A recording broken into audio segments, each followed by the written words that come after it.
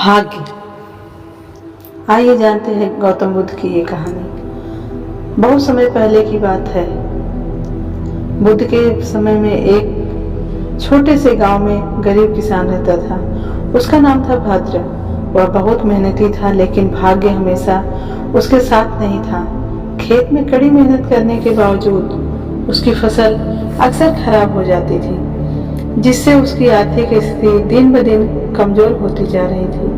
भद्र अक्सर सोचता था, मैं इतना परिश्रम करता हूँ, फिर भी मेरे साथ ऐसा क्यों होता है?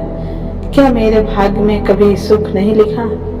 वह अपनी दुर्दशा से निराश हो चुका था और उसने सोचा था कि शायद बुद्ध ही उसकी समस्या का समाधान कर सकते हैं।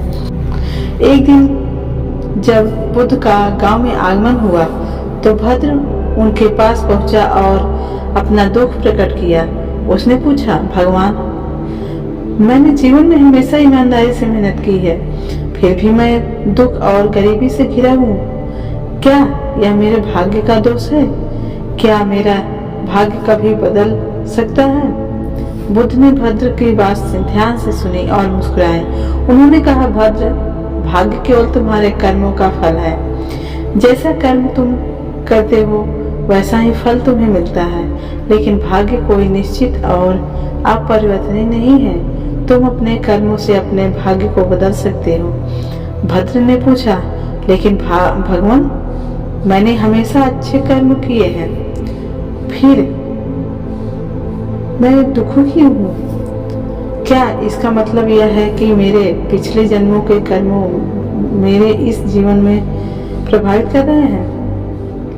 बुद्ध ने उत्तर दिया, यह संभव है भद्र, परंतु यह भी सच है कि तुम्हारे वर्तमान कर्म भी बहुत महत्वपूर्ण हैं। यदि तुम नकारात्मकता, असंतोष और निराशा में जीवन बिताओगे तो तुम्हारे भविष्य के कर्म भी प्रभावित होंगे।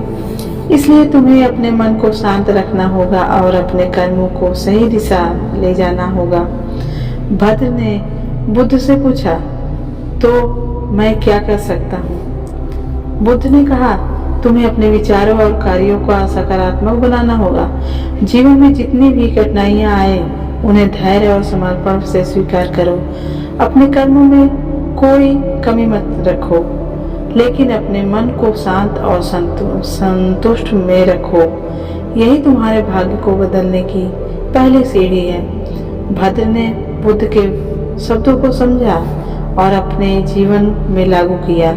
उसने न केवल अपने काम पर ध्यान दिया, बल्कि अपने मन को भी संतुलित रखा।